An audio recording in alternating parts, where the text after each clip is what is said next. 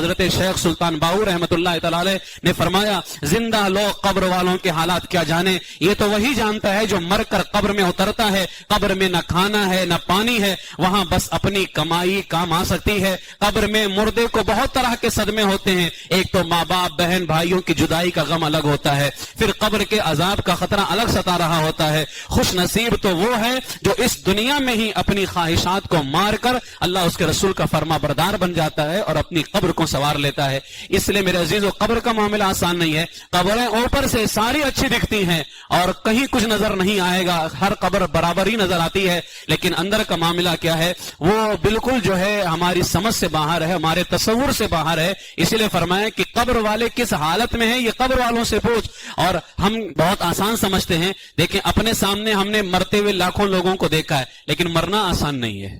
ہم نے کفن پہنایا لیکن خود کفن پہننا آسان نہیں ہے، ہم نے جنازوں کو اپنے کندھے پہ اٹھایا لیکن خود کسی کے کندھے پہ سوار ہونا یہ آسان نہیں ہے، ہم نے قبر میں کتنے لوگوں کو اتارا ہوگا لیکن ہم خود قبر میں اترے یہ ہمارے لیے آسان نہیں ہے، ہم نے قبر میں رکھ کر کے مٹی ڈال کر کے آگئے لیکن کوئی ہمارے اوپر مٹی ڈال کر کے آئے یہ ہمارے لیے آسان نہیں ہوگا۔ تو بزرگان دین ارشاد فرماتے ہیں کہ قبر کا معاملہ بالکل آسان نہیں ہے، اس وقت تو حال ایسا ہوتا ہے کہ سارے دفن کر کے چلے آئیں گے اور تم وہاں اکیلے اور تنہا رہ جاؤ گے، نہ وہاں روشنی کا انتظام ہے، بالکل چھوٹا سا مکان ہوگا، تم گھبرا کر کے اگر دنیا میں کسی کو پکارو تو لوگ مدد کے لیے آ جاتے ہیں، وہاں کون مدد کے لیے آنے والا ہے؟ وہاں کوئی مدد کے لیے آنے والا نہیں ہے۔ یہاں اگر تمہیں پیاس کی شدت اور تکلیفیں ستائے تو تم پانی مانگو، کوئی پانی دے دیتا ہے، لیکن وہاں کوئی پانی دینے والا نہیں ہے۔ پھر اوپر سے کیا ہوگا جب لوگ آ جاتے ہیں تو فرمایا گیا کہ قبر کا معاملہ آسان نہیں ہے، تم تو چلے آئے اور اپنے گھر والوں کے درمیان ہنسی خوشی رہنے لگ گئے، لیکن وہ مردہ جس نے اپنے بھائی بہن ماں باپ سب کو چھوڑ کر کے ابھی قبر کے اندر پہنچا ہی تھا، اس پر مزید بالائے غم یہ ہوا